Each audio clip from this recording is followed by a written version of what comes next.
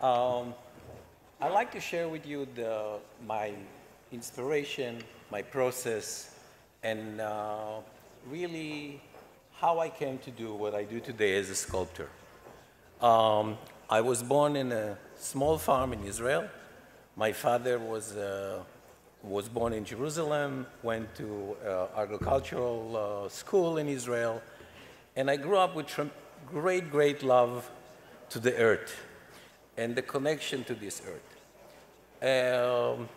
I would do it, because of the talk is very short, I'll cut to some landmark of how I came to where I do.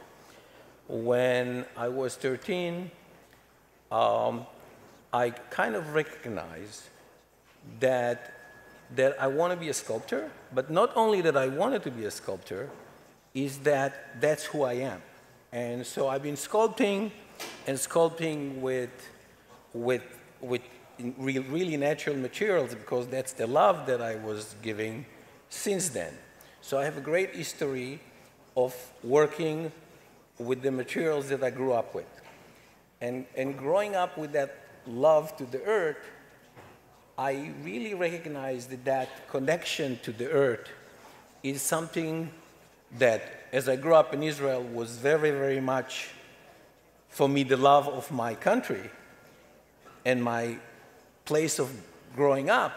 But then as I start traveling the world, I realized that that love to Mother Earth is universal.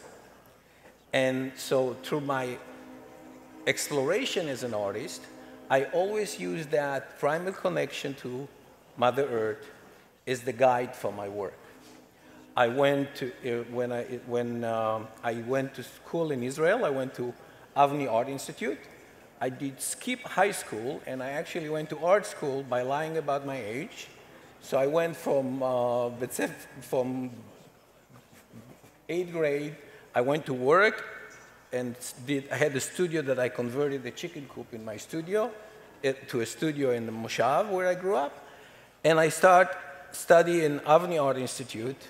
I study art, so I actually graduated Avni before I went to the army.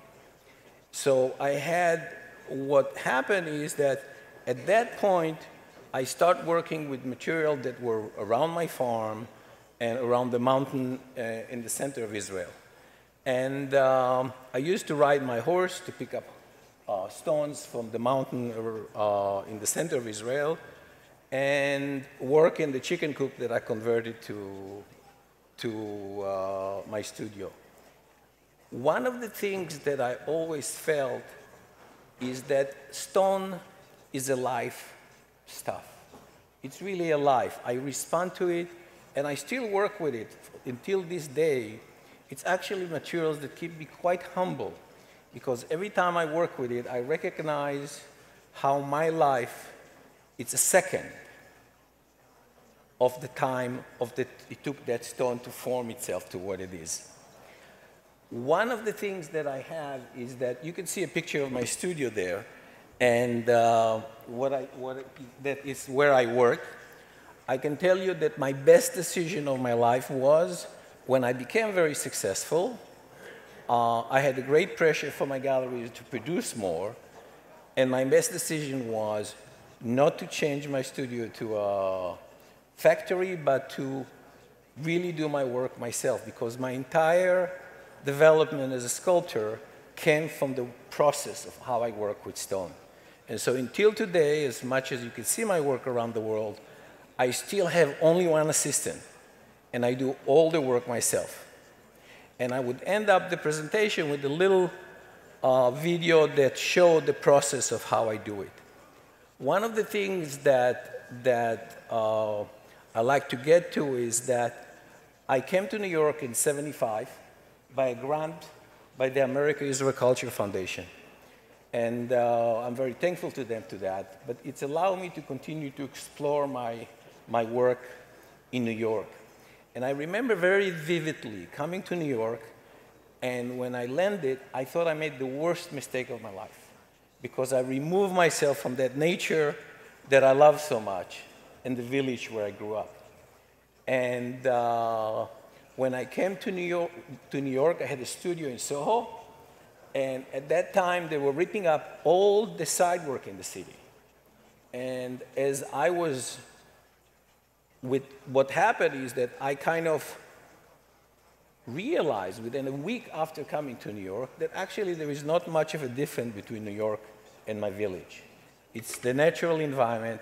We as human beings choose to live in an urban environment in a place that it's natural for all of us to be. So I was trying to find materials within the urban environment that I can relate to from those close connections that I had to the earth.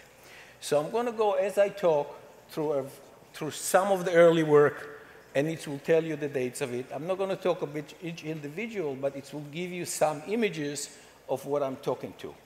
And then I would come to the point that this is a piece that I did at school, a portrait, but I'll continue to go and talk about my experience working. What happened is that I start looking for material in the city that I can relate to. So they were ripping up the sideworks, and I find them. And what happened is when I start working, all the sidework in the city made out of bluestone. So when I start working with the materials, I said, hey, it's great, it's materials. So I took a hand truck and I put those pieces into the studio and I started working with it. And I remember very vividly the moment where every time I tried to do the sculpture I wanted, the stone broke into the layering, how it's formed. So actually, that moment that I recognized it, and instead of fighting the materials to do shapes that I want, I start working with the materials with the layering effect that they were formed in nature. So my entire inspiration for my work of today is that layering of the sediment of the stone that I'm working with.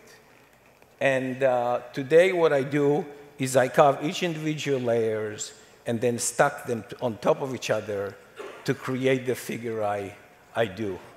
So this is what you see now. It's more of the figures that I'm very well known around the world for. And you might have seen it. I have work in front of the Time Warner building. I have work in Gan Ha'atzmaut in Israel. I have work in many museums in many municipalities around the world. And I need to kind of stop because I want to end up this conversation, this talk with a film that actually showed the process of how I put a piece together. And it's what you'll see, it's about 3 minutes video, but it is showing 3 weeks of work of me after the finishing of the carving of the piece to the point where it's finished and glued together. So those are the figures that maybe some of you are familiar with.